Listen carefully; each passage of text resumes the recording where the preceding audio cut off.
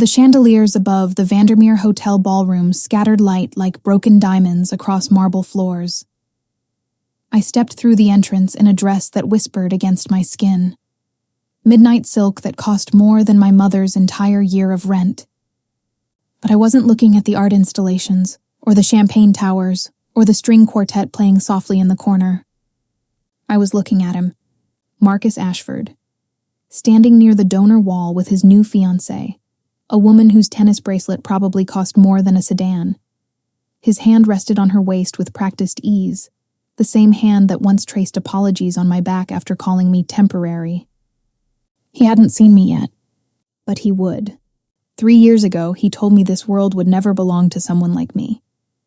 Tonight, I returned owning the one thing he'll never control, the story. 3 years ago, I was invisible. Not metaphorically, actually invisible. The kind of invisible that happens when you're the scholarship student at a private university, when your uniform is last season's clearance and everyone else's is custom tailored.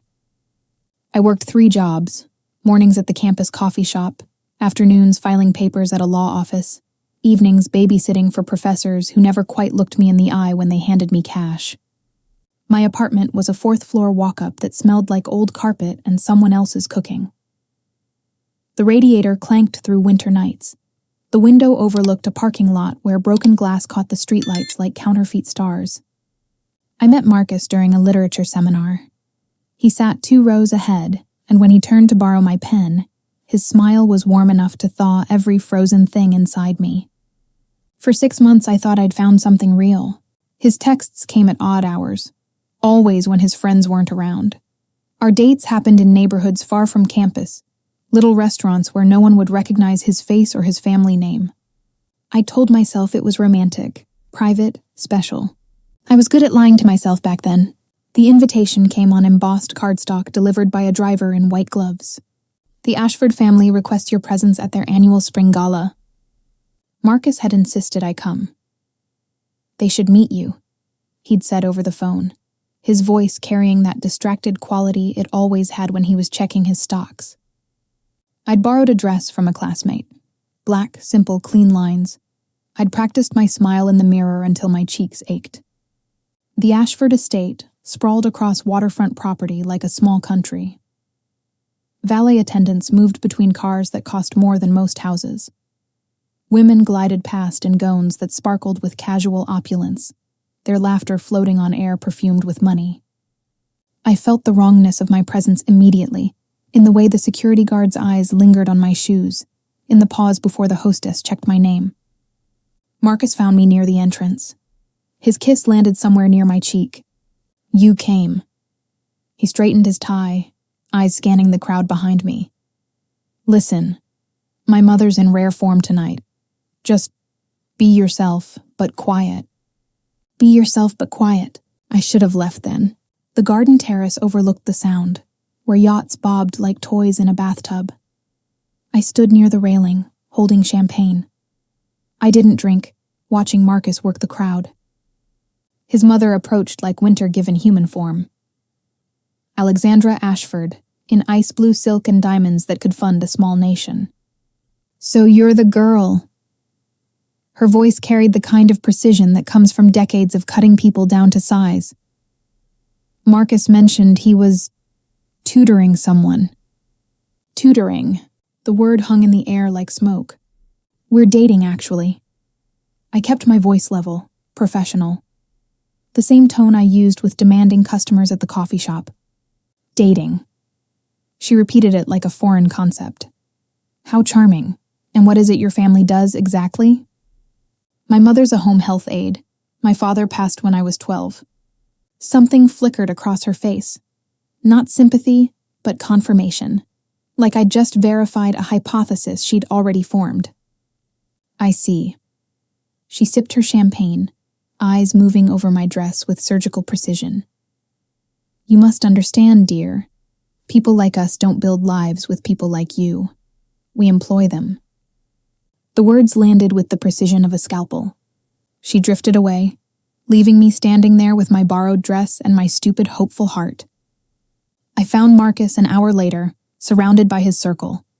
Boys who'd grown up in houses with wings, and women who measured their worth in carat weight. "There she is!" His friend Justin spotted me first, his grin sharp with mischief. "Marcus's little project." "Justin..." Marcus's voice carried a warning, but it was soft. Too soft. "What? Come on, man. We all know this is your charity phase." Justin laughed, and the sound scattered across the terrace like breaking glass. "Last year it was Habitat for Humanity. This year it's..." "Enough." Marcus's hand found my elbow. His grip was gentle, apologetic. "Let's go inside." But I didn't move.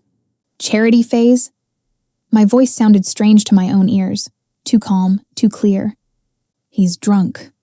Marcus's eyes pleaded with me to let it go, to be quiet, to not make a scene. "Ignore him." "Are you?" I looked at him directly, searching for something true in his face. "Am I a charity case?" The silence stretched too long. "It's not like that," he finally said. But his eyes shifted away, toward his friends, toward the life that existed before me and would exist after. "You're taking this out of context." "Then explain the context." He sighed, the sound of a patient teacher with a difficult student. His voice dropped lower, intimate and devastating. "Did you really think someone like you fits in this world?" He gestured around us, at the estate, the people, the life I'd foolishly imagined I could touch. "Look around. Everyone here went to the same schools, summers in the same places, knows the same people. You were never going to be part of this." "Then why?" "Because you were different. Refreshing for a while." He straightened his cufflinks, a gesture so casual it hurt more than any shout. "But be realistic. You were never more than a distraction." Distraction. The word echoed in the space between us. His fiancée, tall, blonde, born into the right family, materialized at his side. She linked her arm through his with practiced ease, her smile polite and utterly disinterested in my existence. "We're taking photos," she said. "Are you coming?" Marcus looked at me one last time. There might have been regret in his eyes, or maybe that was just the champagne and the lighting, and my desperate need to see something human in him. "Take care of yourself," he said. Then he walked away. I stood on that terrace, surrounded by beauty that wasn't meant for me, wearing a dress that didn't fit right, and shoes that pinched my feet, and felt the full weight of my own insignificance. The world hadn't just rejected me. It had confirmed what I'd always feared, that I didn't belong anywhere except in the margins, serving, cleaning, existing quietly, while real people lived real lives. I walked home that night, 3 miles in borrowed heels, past mansions and manicured lawns and windows full of light. My feet bled, I didn't care. My apartment greeted me with its familiar smell of mildew and microwaved meals. I sat on my second-hand couch and stared at the wall until sunrise painted shadows across peeling paint. I'd known humiliation before, the casual kind that comes with poverty, the paper cuts of daily survival. But this was different. This was being told with perfect clarity that I was worth exactly nothing. Monday morning, I dragged myself to the coffee shop. My hands moved through familiar motions, grinding beans, steaming milk, forcing smiles for customers who never learned my name. Around noon, a woman sat at the corner table. She was older, maybe 60, with silver hair pulled back in a simple knot. Her clothes were expensive but understated, the kind of wealth that doesn't need to announce itself. She ordered an Americano and opened her laptop. I brought her coffee, expecting dismissal. But she looked up. Actually looked, her eyes sharp and measuring. "You go to Whitmore, don't you?" Her voice carried authority wrapped in warmth. "I've seen you in the library." "Yes, ma'am." "Business major?" "English, actually, with a minor in communications." She smiled, just slightly. "A storyteller. Or unemployed. That's what everyone keeps telling me." The words slipped out before I could stop them. I tensed, waiting for the lecture about gratitude and proper attitudes. But she laughed, a real laugh, full and genuine. "Do you know what I see when I look at you?" She closed her laptop, giving me her full attention. Someone who's been told her whole life that she doesn't deserve to take up space. Someone who's learned to make herself small, to apologize for existing. My throat tightened. I'm right, aren't I? She wasn't gloating. She was seeing me, actually seeing me, maybe for the first time in my life. I'm Victoria Chen. She extended her hand. I run a strategic communications firm. We handle reputation management for corporations, crisis response, brand positioning, and I'm looking for an intern. I don't have experience in that field. You have something better. You understand what it's like to be underestimated, to be invisible. That's the most valuable insight in communications, understanding how people dismiss each other and how to make them pay attention. She handed me a business card, heavy stock, embossed lettering. Think about it. The position is unpaid for the first 3 months, but there's a clear path to full employment, and more importantly, she met my eyes with fierce intensity. I can teach you how to be powerful. I started the following week. Victoria's firm occupied 3 floors of a steel and glass building downtown. The lobby smelled like leather and ambition. Every surface gleamed.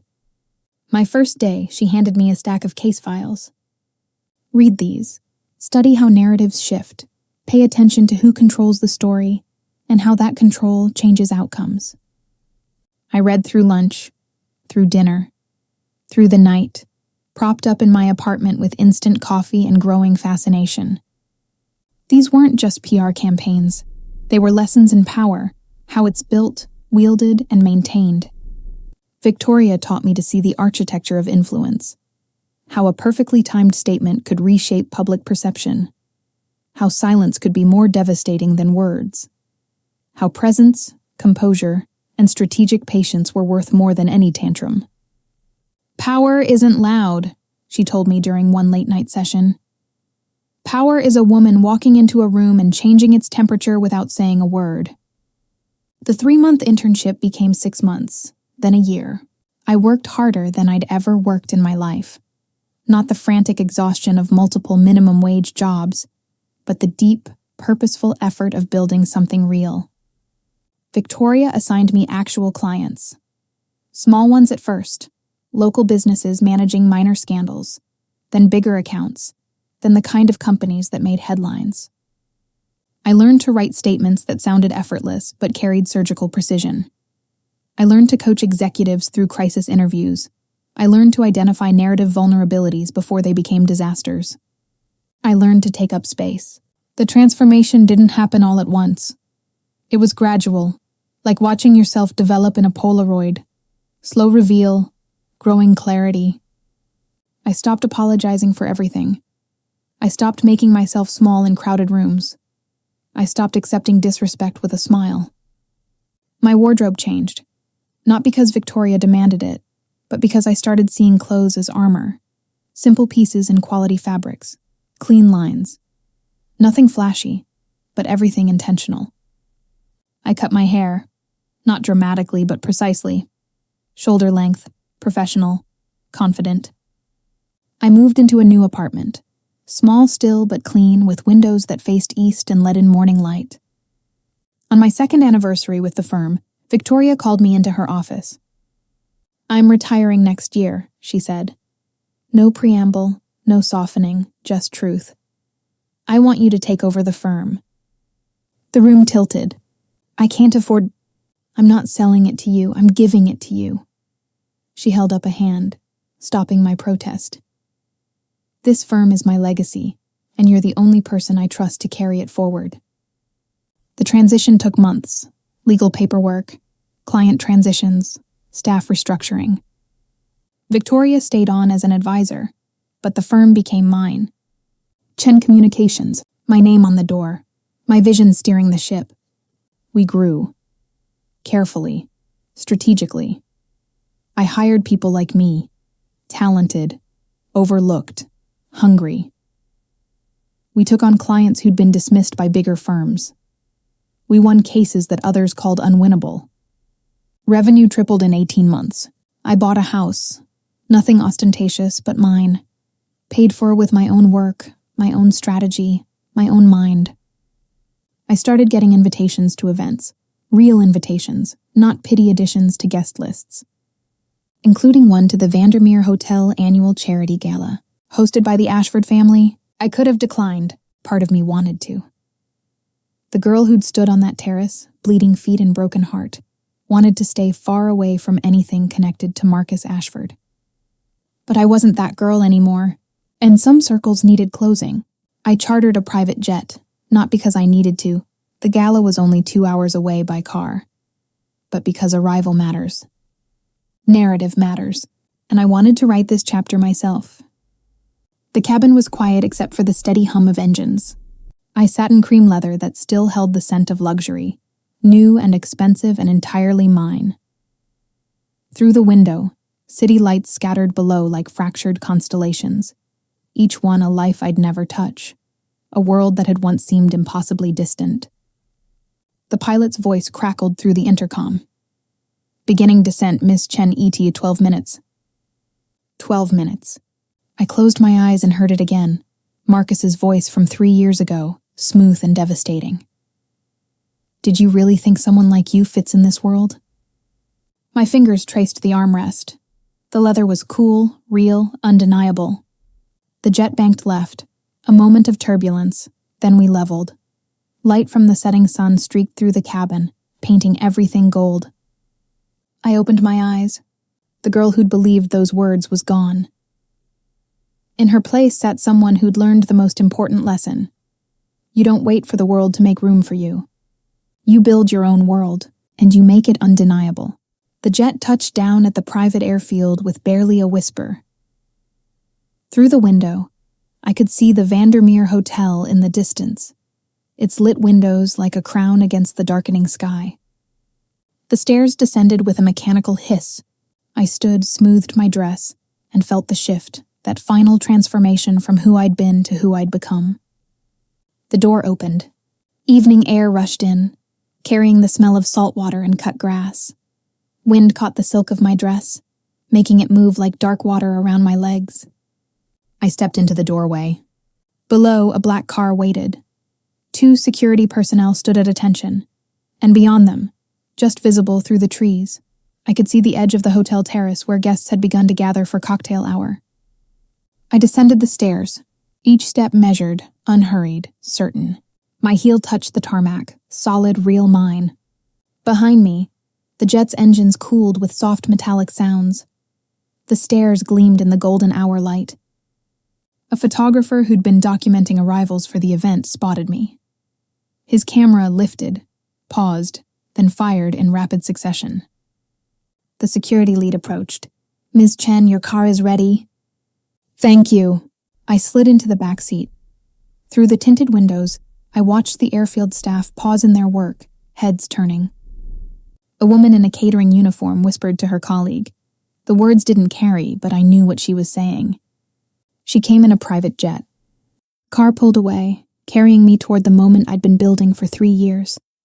The moment Marcus Ashford would learn what happens when you underestimate someone, not because they want revenge, but because they refuse to stay invisible.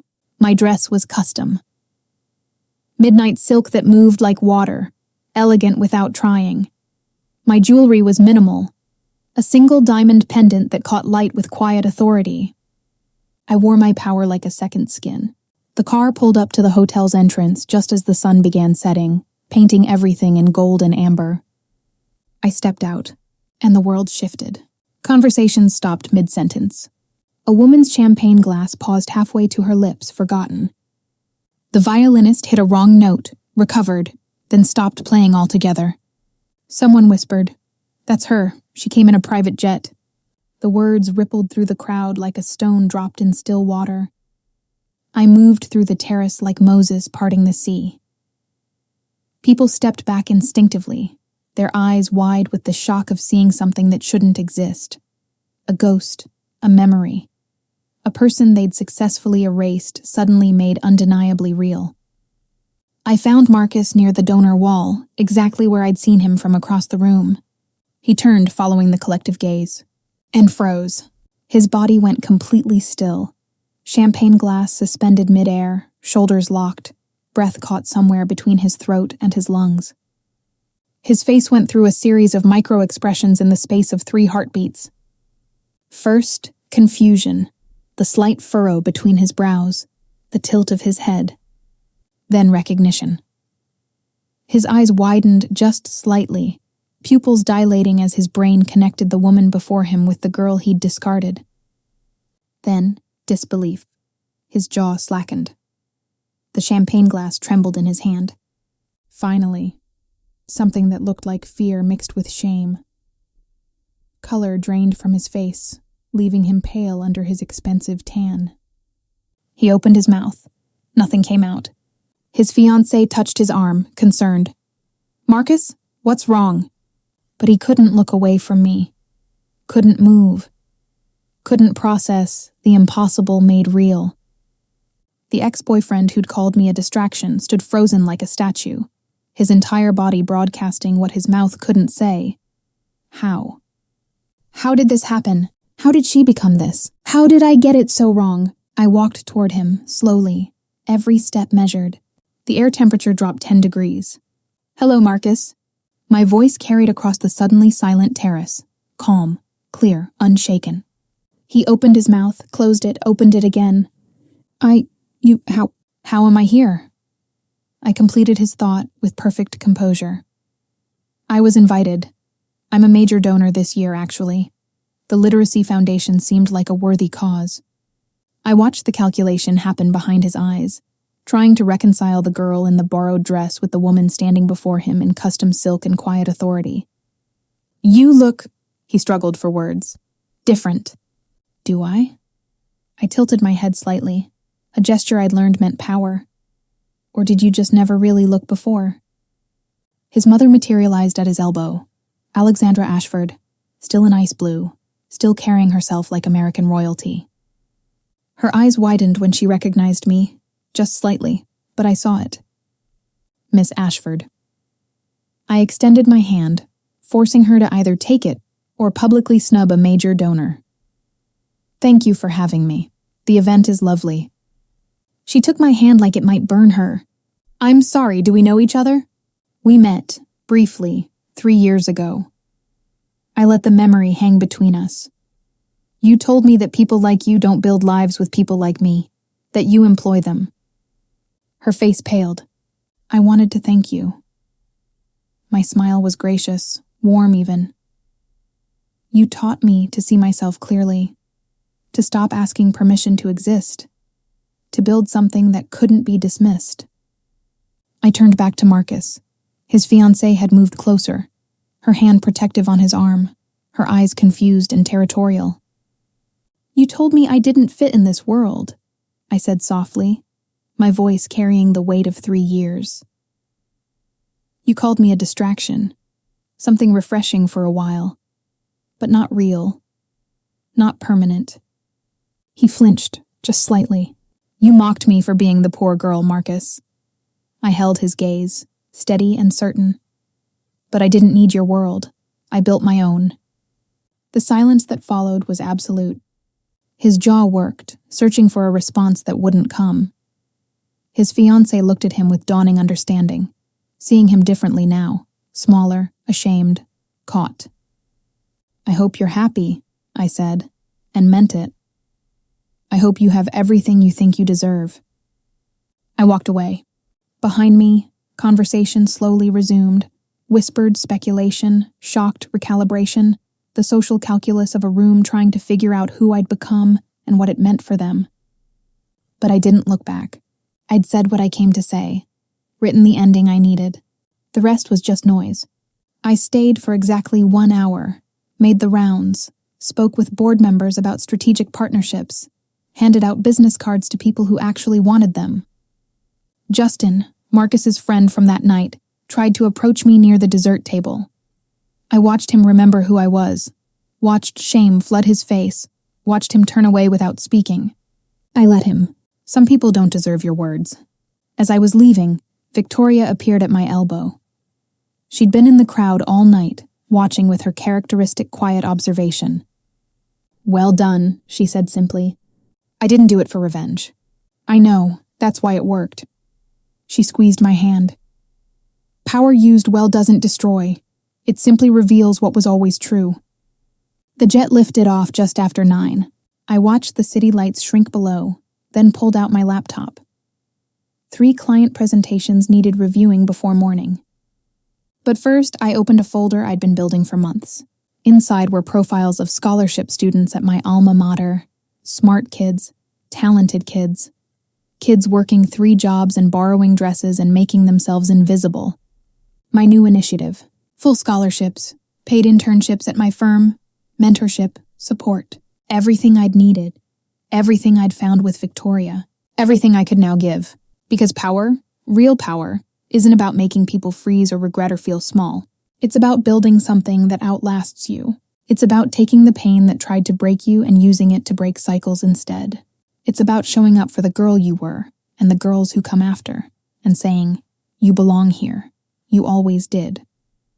My house was dark when I arrived home. I kicked off my heels in the entryway, poured a glass of wine, and stood at the window overlooking the city. Somewhere out there, Marcus was probably dissecting the evening with his fiancée, trying to explain who I'd been and who I'd become. Somewhere out there, his mother was recalculating her social landscape. Somewhere out there, girls in borrowed dresses were being told they didn't belong. But I was here, in a home I'd built, with work I'd earned, with a future I'd designed, and tomorrow I'd wake up and do it all again. Not because I needed to prove anything, but because I'd finally learned the secret that people like the Ashfords never understand. You don't need their world. You just need to build your own. If this story resonated with you, if you've ever been underestimated, dismissed, or told you didn't belong, I'd love to hear from you. Leave a like if you believe in the power of rising above. Subscribe if you want more stories about turning pain into purpose, and drop a comment telling me where you're watching from. Let's build a community of people who refuse to stay invisible. Your presence matters. Never forget that.